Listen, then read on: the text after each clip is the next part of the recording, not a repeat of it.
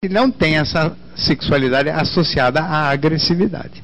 Aliás, os homens que não têm a sexualidade associada à agressividade, eles se sentem até diminuídos socialmente, porque eles não são bons paqueradores. Por exemplo, um menino de 16, 17 anos que não tem essa raiva de mulher, ele não sabe contar uma mentira, contar uma história de amor, dizer que ele está apaixonado por ela, é só para transar com ela daqui a 2 horas, né? E para daqui a 4 horas dizer que já passou o amor.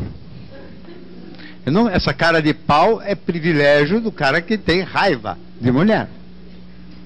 Então, o tipo mais delicado é ruim de paquera e às vezes ele, quando o mocinho, ele inveja o paquerador, e pelo menos o sucesso do paquerador, né?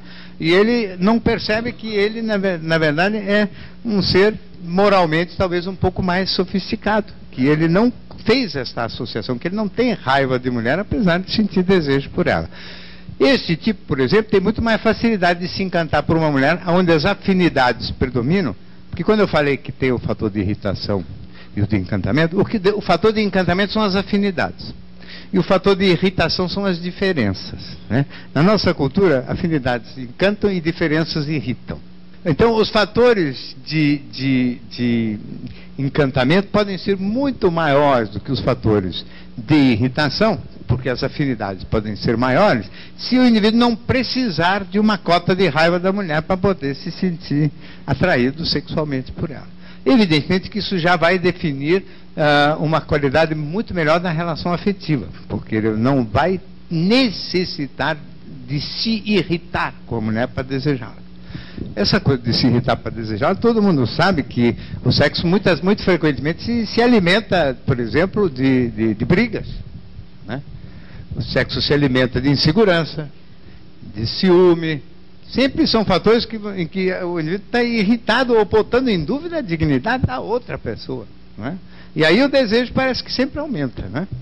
Agora, nos casais, onde a confiança, a solidez e a amizade realmente se construa entre eles, há uma certa dificuldade para que a sexualidade circule.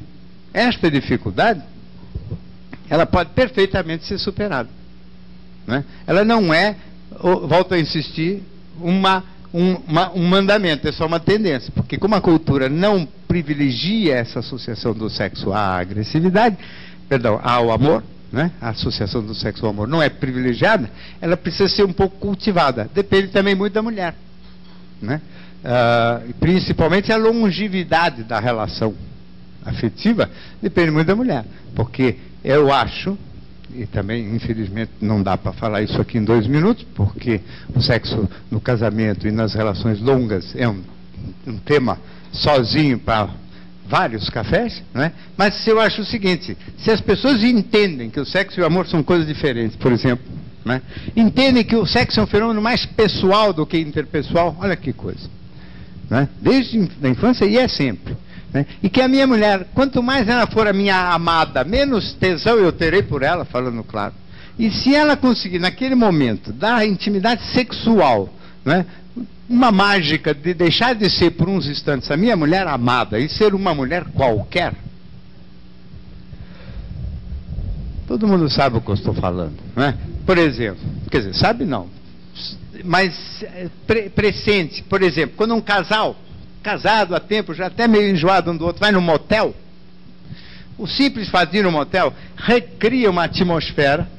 Isso no passado, agora já virou carne de vaca e no motel também, mas no início, era uma coisa assim que parecia que aquela mulher não era a mãe dos filhos, a esposa amada, era uma mulher qualquer. O desejo renasce todo, porque ela sai do cargo, né, do objeto de amor, para se transformar num objeto sexual propriamente dito. É como se o amor fosse sempre um negócio para cima, né, assim, de encantamento, e o sexo um pouco para baixo, né? Ou como eu falo de brincadeira, que o amor é altaria, o sexo é baixaria, né?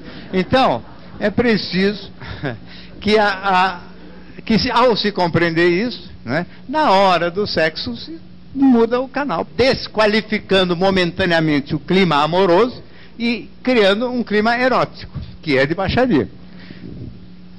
Agora, que é óbvio, todo mundo sabe também, que é muito melhor transar com um parceiro amoroso, ou seja, ter esse elemento erótico de baixaria com um parceiro amoroso, porque o maior problema da relação sexual sem envolvimento amoroso é depois. Porque até a hora do fim da relação vai tudo bem. Agora depois é aquele inferno. O que está fazendo essa criatura aqui? Se a gente colocar uma coisa nesse jeito que eu estou falando, em que aquela mulher que acabou de se transformar numa mulher qualquer, ou numa mulher vulgar, logo que acabou a relação sexual, a gente se abraça e ela volta a ser a minha mulher amada, é uma maravilha. Então é óbvio que o sexo e o amor combinam muito bem, mas não é simultâneo, entendeu? Não é exatamente na mesma hora. Essa expressão fazer amor é horrível, ela não funciona.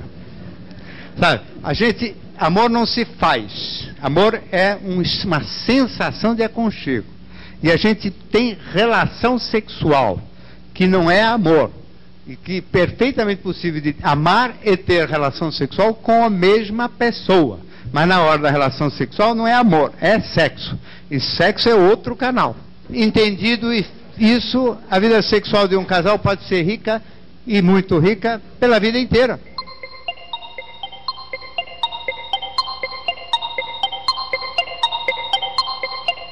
Realmente, aonde existir diferença, se houver tendência para hierarquizar, o que se sentir prejudicado se sente humilhado, diminuído, e com resposta de raiva contra aquele que o humilhou. Nós não sabemos ver diferença sem hierarquia.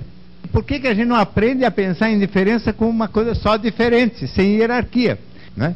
Então, isso pode acontecer tanto do homem em relação à mulher, como da mulher em relação ao homem. E agora, não é obrigatório. Existem mulheres que não têm raiva de homem, existem homens que não têm raiva de mulher, e esses ainda por cima, por outras razões amorosas, que também não é o que eu vim falar aqui, também não se encontram. Porque os homens e as mulheres, além de tudo, têm mais problemas. Tem, por exemplo, um enorme medo da felicidade.